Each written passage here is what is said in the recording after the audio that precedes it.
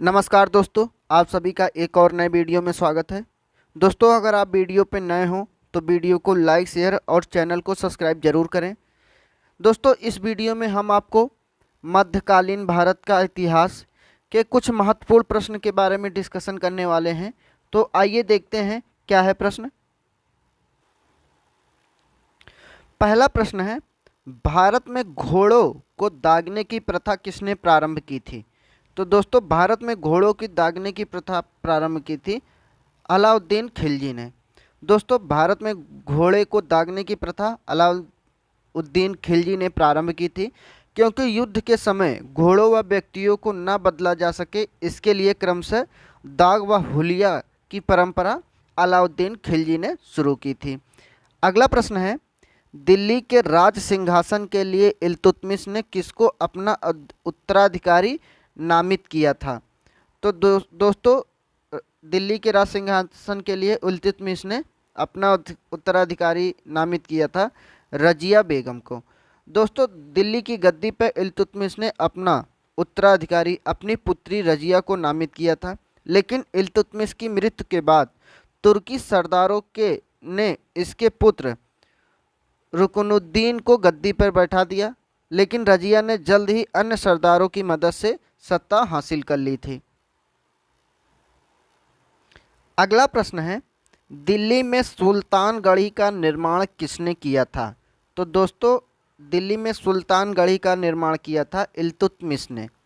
दोस्तों, सुल्तानगढ़ी का मकबरा दिल्ली में स्थित है, जिसका निर्माण 1231 ईस्वी में सुल्तान इल्तुतमिश अपने बेटे नसरुद्दीन महमूद के याद में बनवाया था। यह सबसे पहला इस्लामी मकबरा माना जाता है। इल्तुतमिश को मकबरा शैली का जनक भी माना जाता है।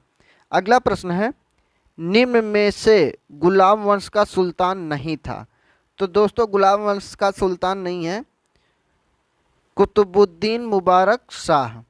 दोस्तों, कुतुबुद्दीन मुबारक शाह दिल्ली सल्तनत के खिलजी वंश का शासक था, जिसने 1316 से 1320 ईस्वी तक दिल्ली पे शासन किया था। कुतुबुद्दीन मुबारक शाह ने स्वयं को खलीफा घोषित कर दिया था।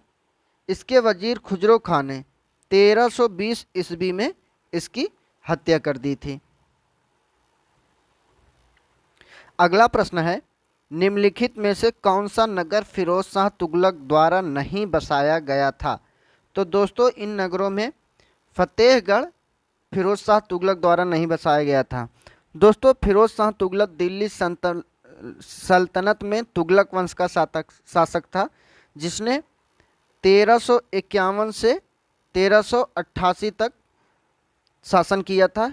इसके काल में कई रचनात्मक कार्यों के लिए जाना जाता है, जैसे नहर निर्माण, शहरों की स्थापना, बाग निर्माण आदि। अगला प्रश्न है, वह कौन शासक था जिसने निरक्षर लिपिक को घूस देने के लिए एक सैनिक को सोने का सिक्का दिया था? तो दोस्तों, यह सोने का सिक्का दिया था फिरोज तुगलक ने। दोस्तों, दिल्ली सल्तनत के सुल्तानों में फिरोज तुगलक ने घूसखोरी को बढ़ावा दिया, जब उसने एक सैनिक को घोड़ा पास करने के लिए सोने की मुद्रा दी थी। अगला प्रश्न है, देवगिरी के स्वतंत्र यादव राज्य की स्थापना किसने की थी? तो दोस्तों, देवगिरी के स्वतंत्र यादव राज्य की स्थापना की थी भिल्लम ने। दोस्तों, देवगिरी के यादव राज्य की स्थापना भिल्लम ने की थी, जो कि 850 से 1334 ईस्वी तक ये राज्य अस्तित्व में था।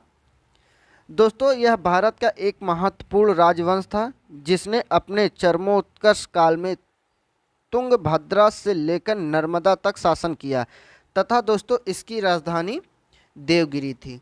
अगला प्रश्न है, वह सुल्तान जिसने आगरा नगर की स्थापना की थी? तो दोस्तों, आगरा नगर की स्थापना की थी सिकंदर लोदी ने। दोस्तों, 1504 ईस्वी में सिकंदर लोदी ने राजस्थान के शासकों पर अपने अधिकार को सुरक्षित रखने तथा व्यापारिक मार्गों पर नियंत्रण करने के लिए आगरा नगर की नींव रखी थी तथा 1506 में आगरा को अपनी राजधानी बनाया था किसने? सिकंदर लोदी ने। अगला प्रश्न है, चित्तौड़ पर कब्जा करने के बाद अलाउद्दीन खिलजी ने उसका नाम क्या रख दिया था? तो दोस्तों अलाउद्दीन ने चित्तौड़ पे कब्जा करने के बाद उसका नाम खिजराबाद रखा। दोस्तों खिजरा नहीं, खिजराबाद होगा, रखा था।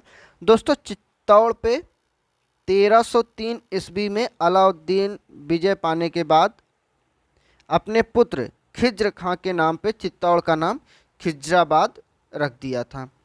अगला प्रश्न है, सिकंदर सानी की उपाधि किस सुल्तान ने धारण की थी?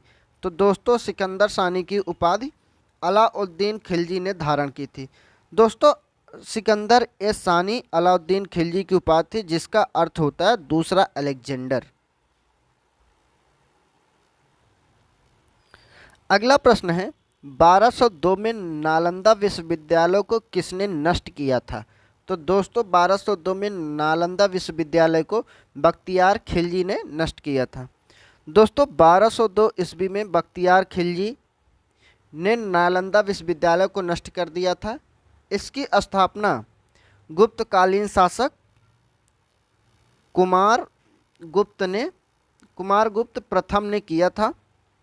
यह भारत के उच्च शिक्षा का सर्वाधिक महत्वपूर्ण स्थल तथा अनेक देशों के छात्र अध्ययन करते थे।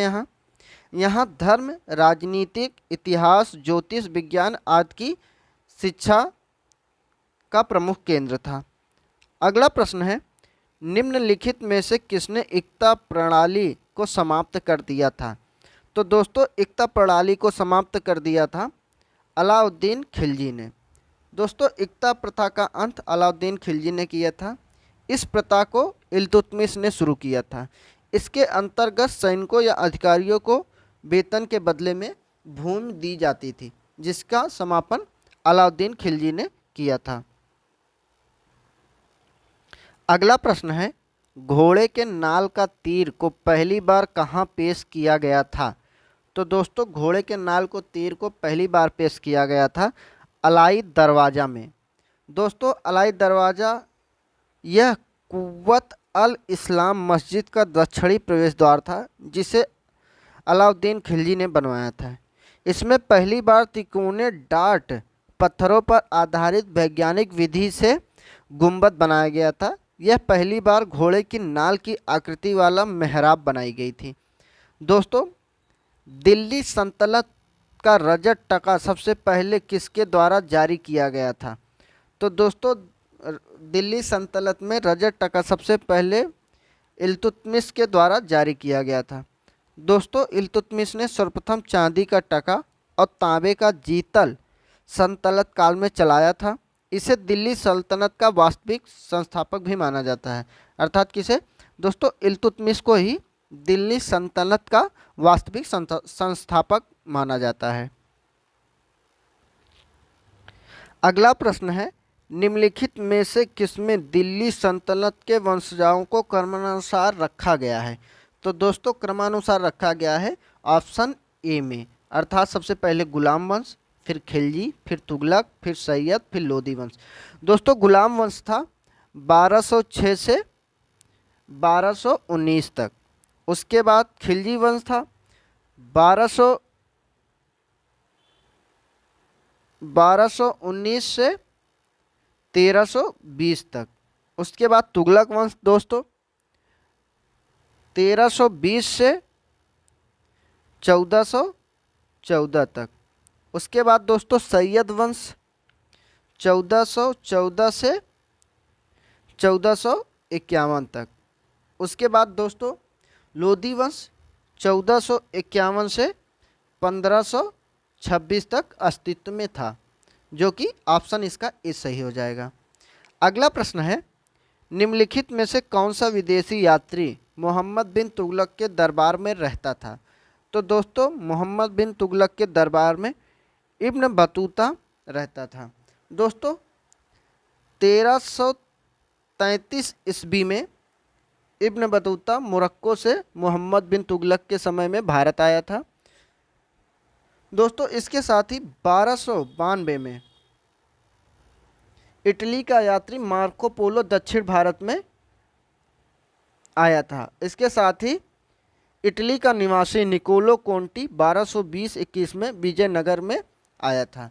दोस्तों अगर वीडियो अच्छा लगा हो तो वीडियो को लाइक शेयर और चैनल को सब्सक्राइब जरूर करें। धन्यवाद।